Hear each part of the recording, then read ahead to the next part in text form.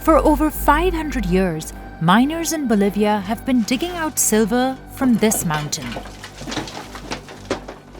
The precious metal is now more valuable than ever, soaring more than 150% in 2025 and hitting a record high of about $80 an ounce.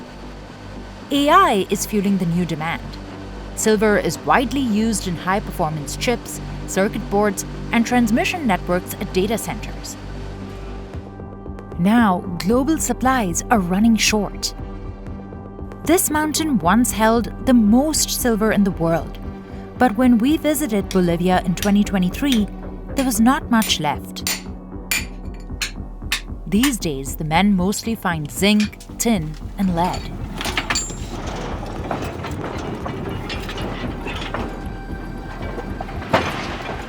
The non-stop mining has left this extinct volcano porous and unstable, and a threat to anyone who dares to work here. Es agotadores, no se puede aguantar, pero nosotros aguantamos. So how do miners extract metals that are crucial to an AI future while using age-old techniques? And how do they stay safe inside a mountain on the brink of collapse?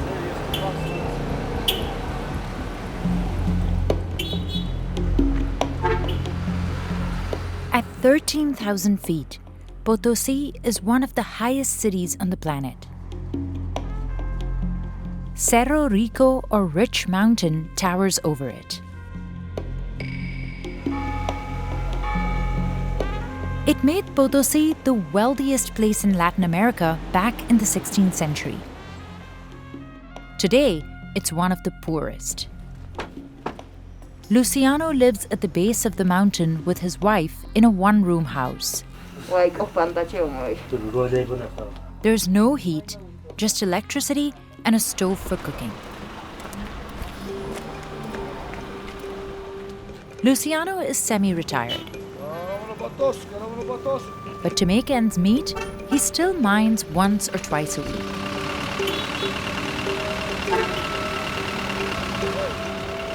About 40% of Potosi's residents work in mining-related jobs.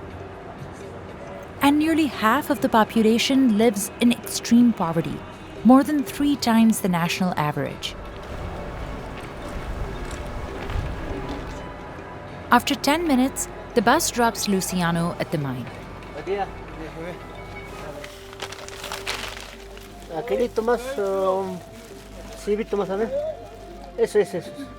He stocks up on alcohol, and he buys coca leaves that give him energy.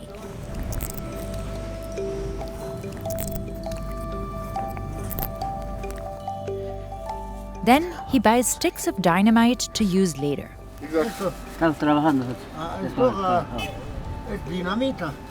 There are nearly 500 mines in here, but many are abandoned.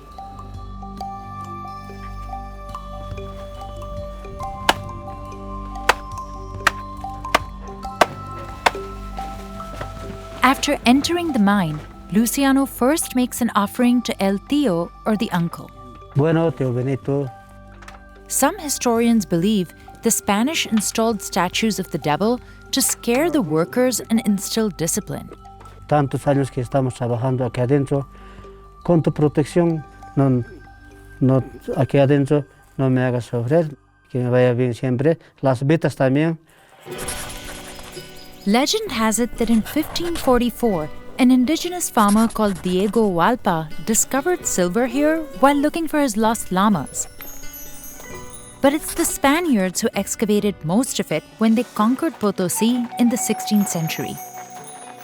European engravings show how they forced more than 13,000 local indigenous peoples and enslaved Africans to work at the mines. Over the next 200 years, more than 40,000 tons of silver was shipped to Europe. Across the Spanish Empire, silver bars and coins were used as currency, funding the army and churches. Hundreds of years later, Bolivia's state mining company Comibol took over Cerro Rico. And when the price of silver dropped drastically in the 1980s, Comibol handed the mountain over to the indigenous people of the region. Currently, about 16,000 miners work here. They're descendants of the same indigenous communities who toiled here centuries ago. 65 miles of tunnels connect the mountain.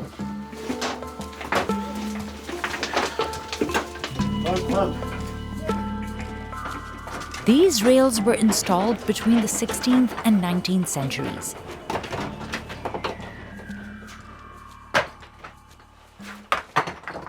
And miners still use simple tools like a chisel and hammer to extract ore.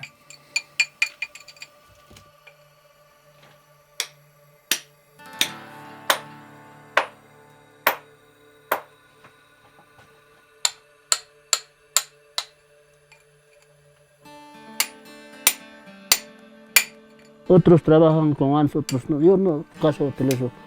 Siempre será mis manitos que será. Mis manos serán fuertes. Today, Luciano's chipping away at a vein of tin, which is black in color.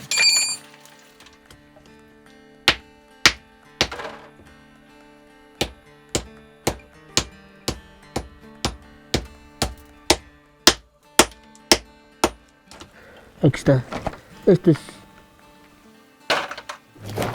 Esto ya me sirve a mí. But to find bigger pieces, he has to go deeper into the mountain's unexplored corners. For that, he needs dynamite. Si no hay esto, no recibimos no podemos sacar ningún trozo de mineral de esta piña.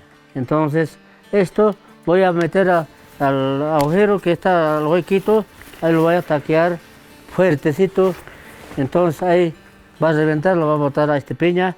Luciano has to act fast since he's competing with other miners. Por otro lado, con perforación al trabajo, rápido lo pelean, listo, que tenían ahí pelean. He moves nearly 200 feet away after setting off the dynamite. Ya está. Workers collect the broken rocks into sacks that can weigh up to 90 pounds. An elevator pulls the minerals up to where the mining carts are.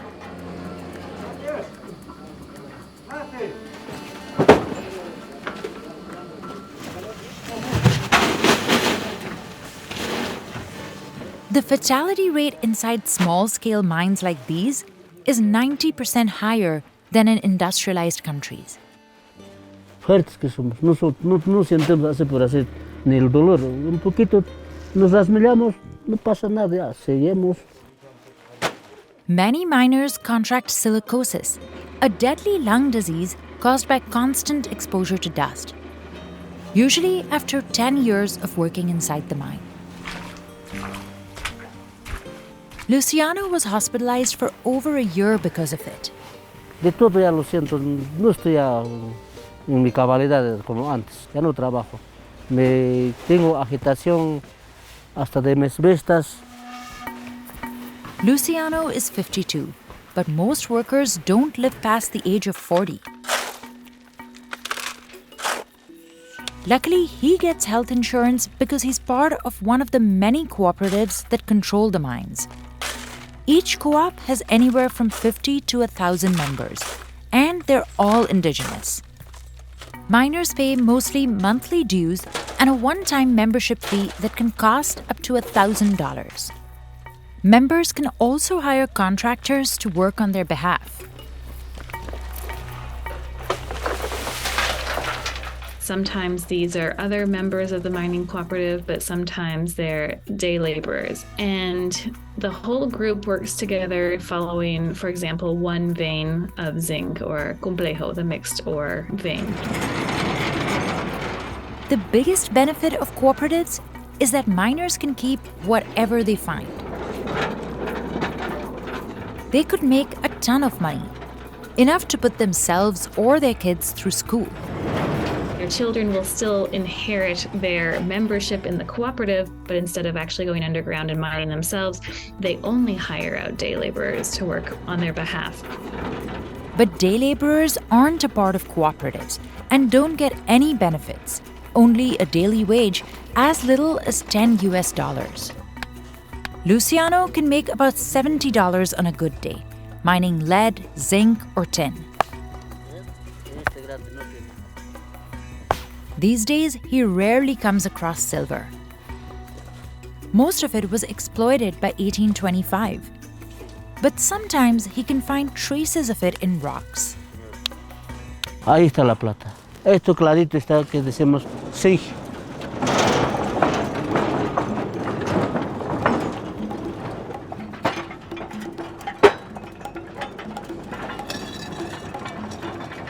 All the minerals are dumped into pits off the side of the mountain. They're sorted and then sold to middlemen who are buyers for foreign companies.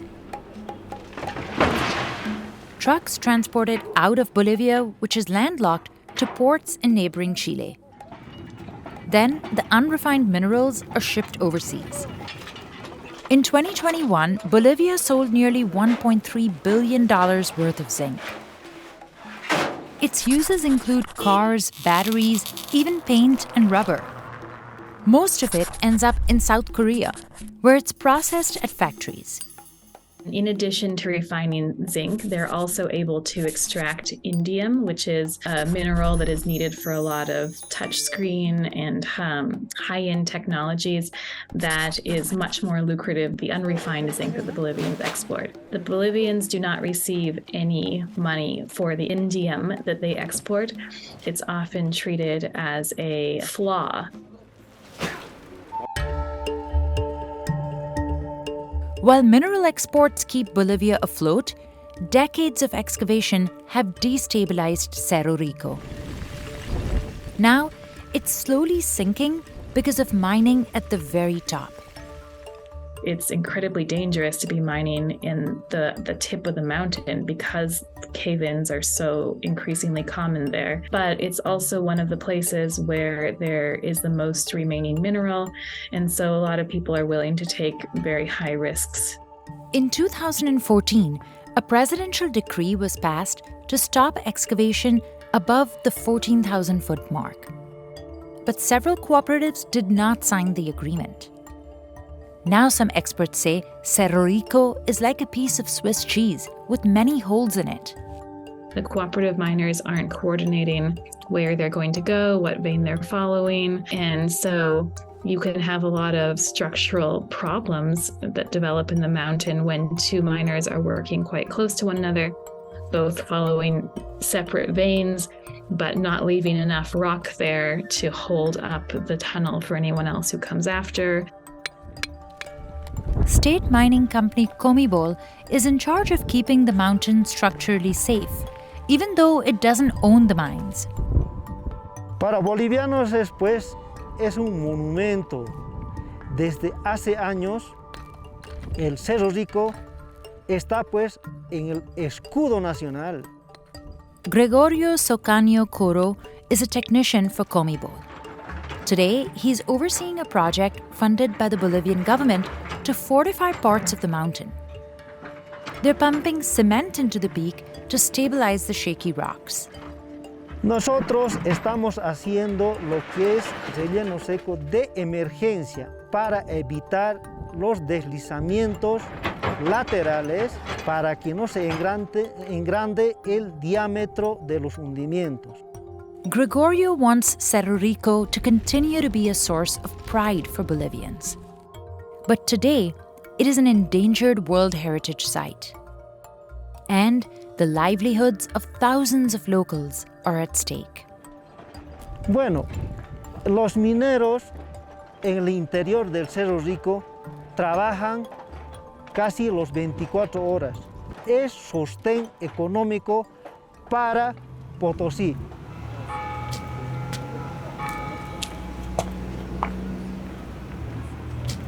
Every so often, Luciano visits this local cemetery.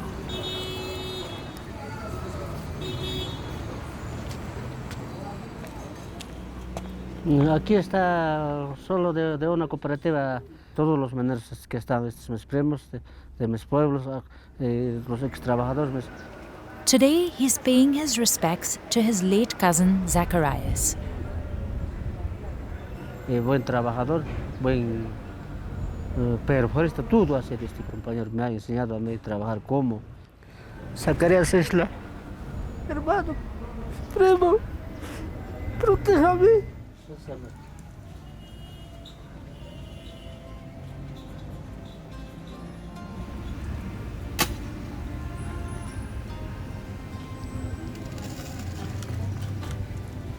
Historians estimate about 8 million miners have died here from illnesses or accidents since the 16th century. Some graves here are nearly 200 years old. While Luciano relies on El Tío for support in the mines, here he prays to Jesus. Tanto en adentro, tanto aquí en afuera, protéjanos. Yo soy un pobre humilde.